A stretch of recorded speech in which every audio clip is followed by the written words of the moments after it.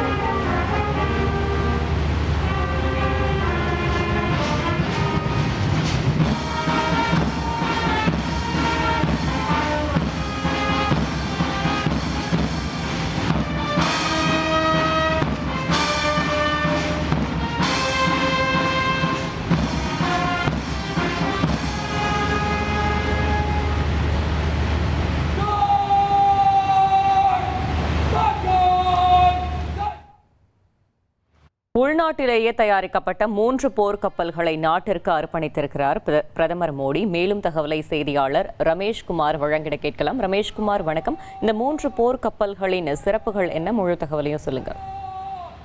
இந்திய கடற்படையினுடைய வலிமையை மேலும் பலமாக்கும் வகையிலான ஒரு முக்கிய நிகழ்வு இன்று நடைபெற்றுக் கொண்டிருக்கிறது. மேற்கு வங்க மாநிலம் கொல்கத்தாவில் இந்திய கடற்படையில் 3 போர்க்கப்பல்கள் இணைக்கப்பட்டு நாட்டுக்கு அர்ப்பணிக்கப்பட்டிருக்கிறது. பிரதமர் மோடி இந்த 3 போர்க்கப்பல்களையும் இந்திய கடற்படையில் அதிகாரப்பூர்வமாக இணைத்து அவற்றை நாட்டுக்கு அர்ப்பணித்திருக்கிறார்.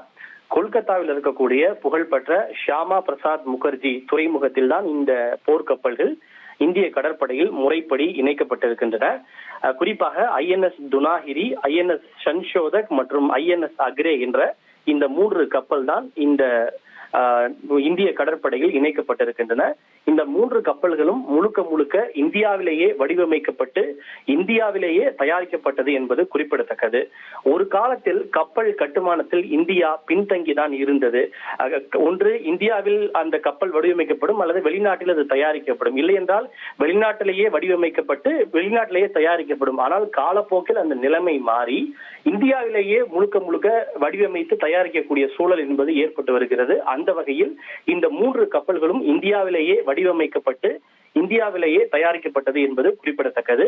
இதுல பயன்படுத்தப்பட்டிருக்கக்கூடிய காம்பவுண்ட்ஸ், அதாவது உதிரி பாகங்கள் 75% அளவுக்கு உள்நாட்டில் தயாரிக்கப்பட்ட பாகங்களை கொண்டு தயாரிக்கப்பட்டிருப்பது என்பது குறிப்பிடத்தக்கது. இதுல குறிப்பிட்டு சொல்ல வேண்டும் என்றால் சுமார் 200க்கும் மேற்பட்ட சிறு குறு மற்றும் நடுத்தர நிறுவனங்களும் இந்த கப்பல் கட்டுமானத்தில் மிக முக்கியமான ஒரு பங்கை வகித்திருக்கிறது. இந்த கப்பலை வடிவமைத்தது யார் என்றால் இந்திய போர்க்கப்பல் வடிவமைப்பு பிரிவு தான் இந்த கப்பலை வடிவமைத்தது. இந்த கப்பலை தயாரித்தது கொல்கத்தாவில் இருக்கக்கூடிய Garden Reach Ship Builders and Engineers என்ற நிறுவனத்தால் தான் இந்த கப்பல் என்பது தயாரிக்கப்பட்டிருக்கிறது.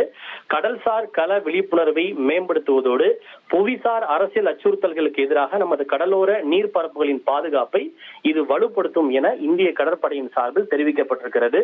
இன்று உலகளாவிய மோதல் நிறைந்த சூழலில் எப்படி காலாட்படையும் இந்திய விமானப்படையும் எந்த அளவுக்கு முக்கியமோ அதே போல கப்பல் படையும் வலிமையாக இருக்க வேண்டியது அவசியம். அந்த வகையில் இந்த 3 போர்க்கப்பல்களும் இந்திய கடற்படையில் இணைவது என்பது இந்திய கடற்படையின் வலிமையை மேலும் பலமாக்கும் என்று எதிர்பார்க்கப்படுகிறது.